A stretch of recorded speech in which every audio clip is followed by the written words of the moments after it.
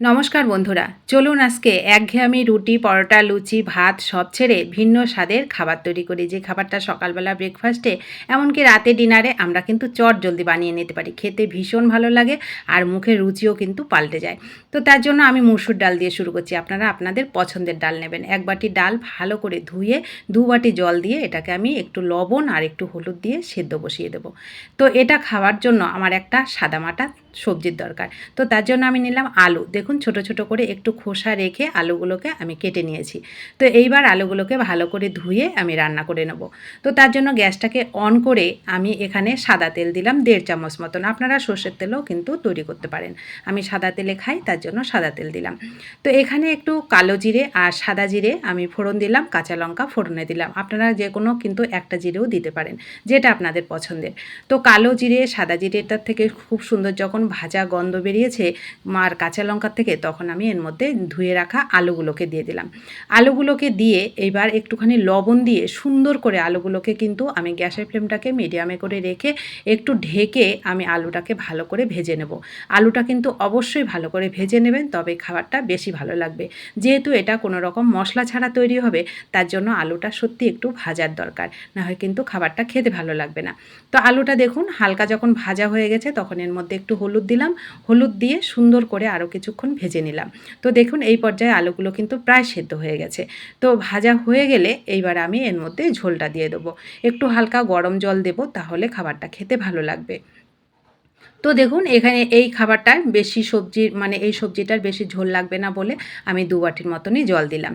তো এটা সেদ্ধ হতে হতে এদিকে যে ডালটা আমি বসিয়েছিলাম সেটা দেখুন 60% 70% মতন জল কিন্তু শেষ হয়ে গেছে, মানে শুকিয়ে গেছে। আর ডালটাও প্রায় সেদ্ধ হয়ে গেছে, অল্প একটু জল আছে। এই সময় গ্যাসটাকে একদম লো করে দিয়ে একটা টমেটো ছোট করে কেটে দিলাম, একটু জিরের গুঁড়ো, ধনের গুঁড়ো 1/2 চামচ মতন করে দিয়ে এর মধ্যে দিয়ে দিলাম। একটু আদা, কাঁচা লঙ্কা থেঁতো করে এর মধ্যে দিয়ে দিলাম। যেমন ঝাল খাবেন সেরকমই দেবেন। এই পর্যায়ে গ্যাসটাকে কিন্তু একদম লো করে রাখতে হবে। আর স্বাদের ব্যালেন্সের জন্য 1 চামচ চিনি দিলাম। গ্যাসটাকে একদম লো করে দিয়ে ঢেকে দিলাম। তো কিছুক্ষণ ঢাকার পরে দেখুন ঝোলটাও শুকিয়ে গেছে, মশলাটাও সেদ্ধ হয়ে গেছে, আর যে টমেটো দিলাম সেটাও কিন্তু সেদ্ধ হয়ে গেছে। আমি এবার গ্যাসটাকে অফ করে দিয়ে এটাকে ঢেকে রেখে দেবো হালকা একটু ঠান্ডা হওয়ার জন্য। এই সময় কিন্তু ডালটা যদি একটু শক্তও থাকে সেটা কিন্তু নরম হয়ে যাবে। তো এদিকে দেখুন আলুর সবজিটাও কিন্তু আমার রেডি। এটা যেহেতু নিরামিষ রান্না, একটু মিষ্টি মিষ্টি হলে খেতে ভালো লাগে, তার জন্য একটু স্বাদের ব্যালেন্সের জন্য 1/2 চামচ চিনি দিলাম। আর হচ্ছে গোলমরিচ একটু থেতো করে এর মধ্যে দিয়ে দিলাম। এই গোলমরিচটা দেওয়ার জন্য খুব সুন্দর চটপটা হয় আর বেশ খেতেও ভালো লাগে। তো আমি গোলমরিচটাকে দিয়ে খুন্তি দিয়ে একটু আলুগুলোকে সুন্দর করে ভেঙে দেবো, তাহলে গ্রেভিটা খুব সুন্দর হবে, খেতে ভালো লাগবে। তো রেডি হয়ে গেল একদম সাদা মাটা আমার আলুর সবজি।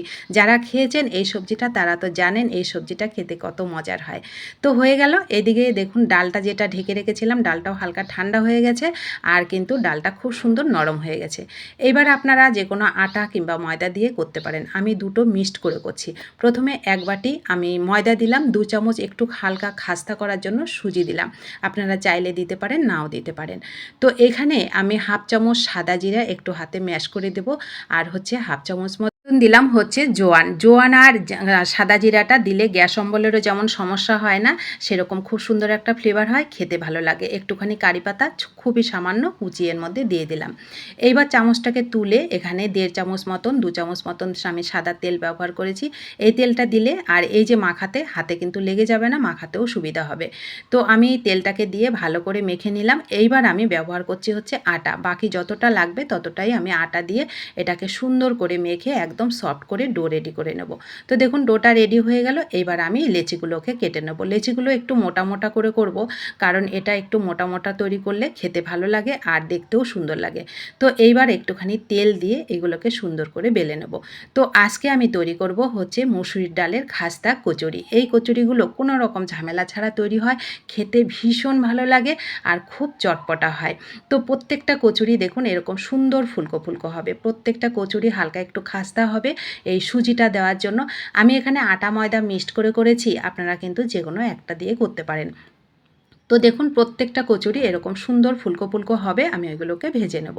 আর এইদিকে যে আলুর সবজিটা আমি তৈরি করেছি দেখুন কত সুন্দর কালার হয়েছে, আর খুব চটপটা হয় আর খুব চটজলদি এই রান্নাটা তৈরি হয়ে যায়, আর খেতে ভীষণ ভালো লাগে।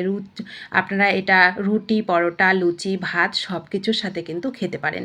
তো হয়ে গেল, এইদিকে দেখুন খাস্তা কচুরিগুলোও কিন্তু আমার একে একে সব গরম গরম রেডি হয়ে গেল।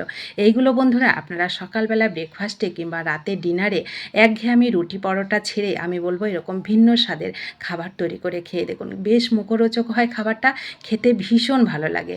আর দেখুন প্রত্যেকটা কচুরি কত সুন্দর ফুলকো হয়েছে, হালকা একটু খাস্তা হয় আর একটু সফট হয় ময়দাটা দেওয়ার জন্য।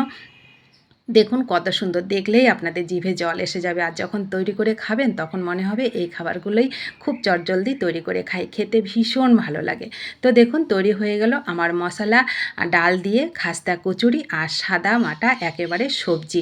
এই সবজিটা সত্যি অসাধারণ লাগে। তো কেমন লাগলো আপনাদের কাছে অবশ্যই কমেন্ট করবেন, ভালো লাগলে শেয়ার করবেন, নতুন বন্ধু হলে চ্যানেলটা সাবস্ক্রাইব করে প্লিজ আমার পাশে থাকবেন।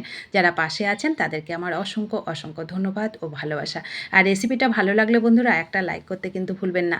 আপনাদের একটা লাইক পরবর্তী রেসিপি তৈরি করতে অনেকটা উৎসাহিত করে। তো ধন্যবাদ।